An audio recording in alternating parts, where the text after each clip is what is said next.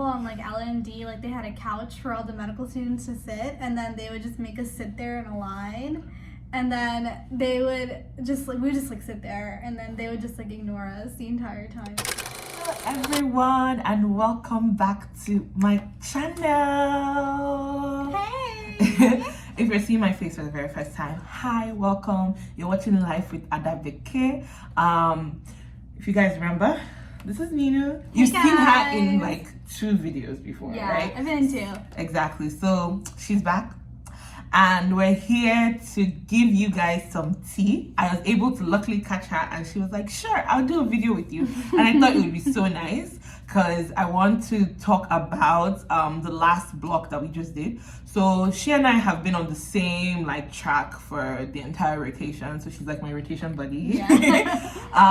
But we just finished our OB and PEDS rotation, and we decided to come share that tea with you. Okay, so let's get right into it.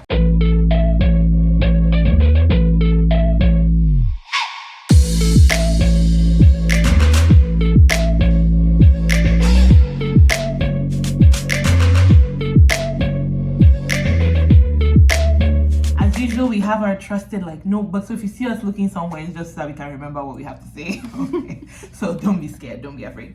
So but today we're going to start with talking about OB, and the reason why I want to talk about OB first is because even though we're on the same rotation schedule, we actually did it at 2 different sites. So I did it at our home institution, our home hospital, Stony Brook, and she did it at a community hospital. So she has some, like community hospital tea. That's a bit different from being an academic institution. So with that being said, let's start with the pros and then we'll go into the cons. One of my biggest pros about doing OB here at Stony Brook, and OB in general, I really liked I felt like it was very hands-on, especially outpatient.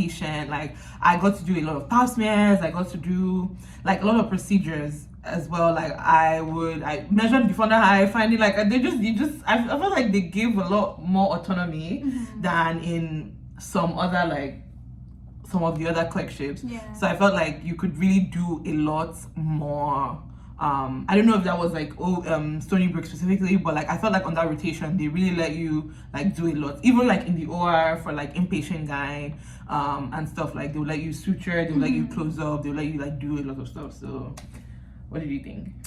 I also got some hands-on experience at the community hospital that I was rotating at. I also got to measure frontal heights and measure the fetal heartbeat too, and I always love doing that. But when you can't find it, you're It's like I'm a student, it's okay, you have to stop it. Yeah. But I thought it was also very hands-on. But in the OR, I don't think we got as much experience as you did. Okay, that's for your site. Okay, Yeah. How about you? What was one pro at your site? So at my community hospital, I think what made it different from here is that I was working with a very more diverse population. I used the language interpreter services more in 1 week than I did in at least 6 months here at Stony Brook. So major plus point there. And just the fact of exploring a different hospital system. Every hospital is different.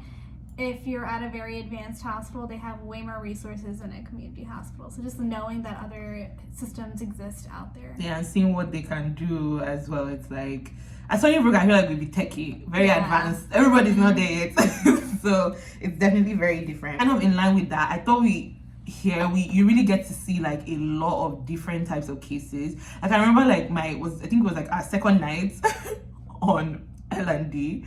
And they called a shoulder, and you could see there's multiple people to respond. You can really see a lot of different acuity. You see crazy things because this is the teaching hospital for Suffolk County. So if anybody else cannot handle it, they bring it to Stony Brook. So as a result, you'll see really, really crazy things. Our MFM, you're gonna see someone who's in their 5th C-section. So it's stuff like that. They see a lot of things, gyno, even benign. You really, really get to see the very cool pathology, which I thought was very interesting here. How about at NUMIC? At NUMIC, also, I think just working with a different diverse patient population, just knowing the things that different beliefs about birth that exist in different communities, just learning about that.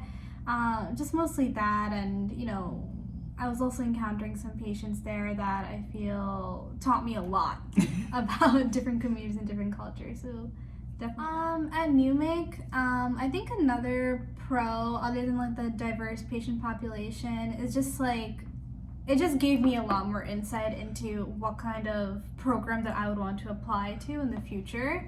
Because I've been doing all my rotations here, doing a rotation there made me understand like, okay, like a different hospital system has different limitations, and so I probably wouldn't be applying to a program like that.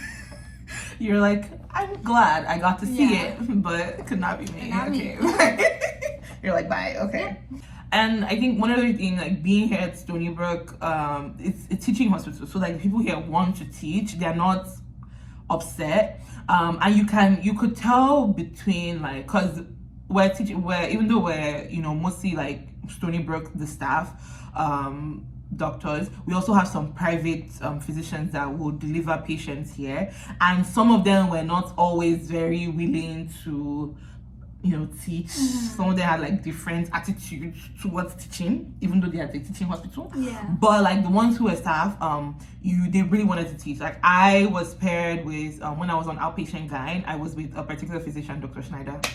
Shout out to her, man, because when I tell you guys, and I'll put the picture here, like she literally, I told her I wanted to do OB, and the next day, like she bought me a pin, like she would buy like coffee, like she just wanted to like immerse you in the experience. And this wasn't just me because I wanted to do OB. I know other people who were with her, and like they attested to that. Like it was just like you would really get people who wanted to like immerse you into that experience, and I thought that was like really, really cool, at least being here. Gotcha. Do you want to talk about the cons? Oh yeah. The cons of the clerkship in general, the cons of OB, the cons of wherever you were at. Do you want to start? Yeah, I think the medical school experience, it fluctuates based on the environment that you're in. So if you're in an environment where, it's very willing to teach, like you'll get a lot more out of it than say other places. So because if you're rotating in a hospital that has a lot more stressors, like the residents are feeling a little bit more like the weight of that particular system is weighing on them heavily, they'll be less likely to teach. And I didn't really get that much teaching, unfortunately, out of the place where I rotated at. Yeah, definitely that, and also scut work. I had to do a lot of scut work.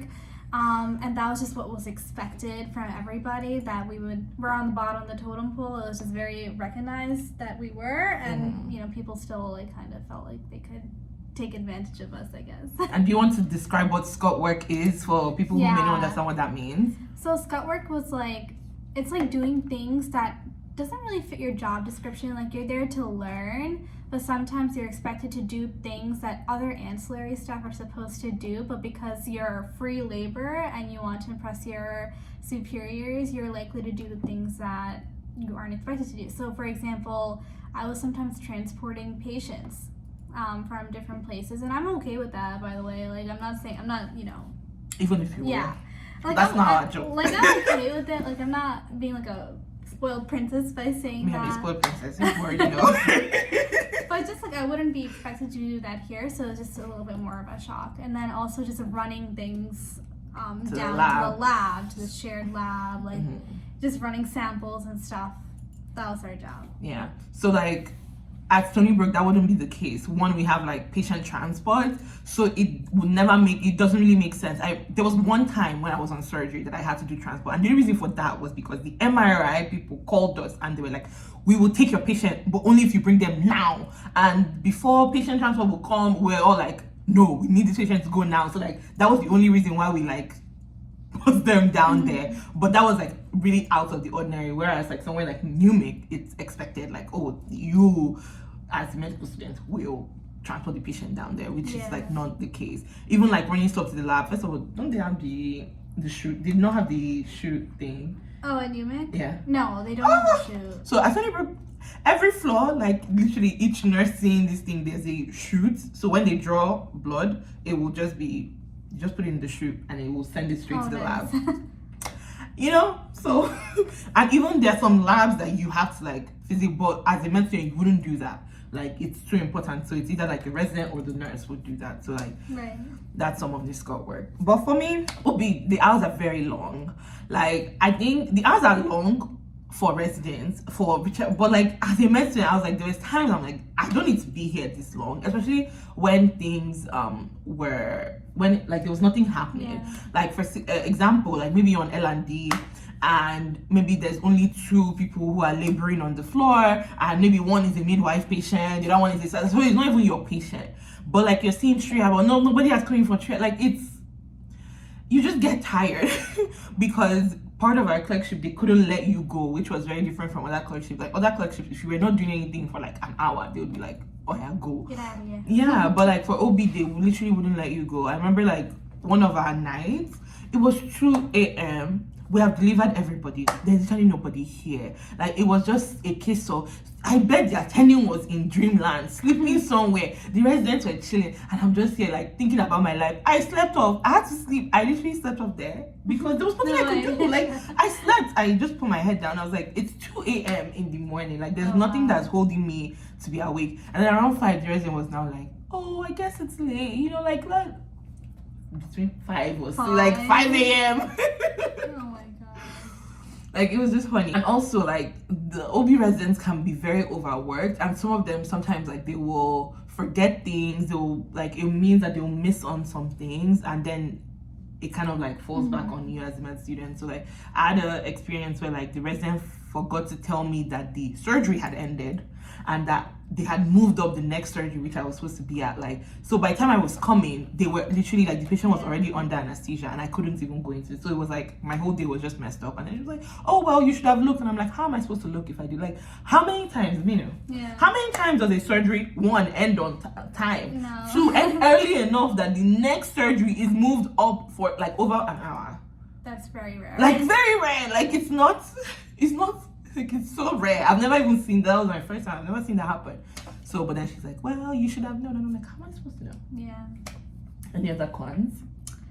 Other than that, I don't know. Like, I feel like when I was rotating there, like, I didn't really feel like part of the team. Like, for example, on like L&D, like they had a couch for all the medical students to sit, and then they would just make us sit there in a line.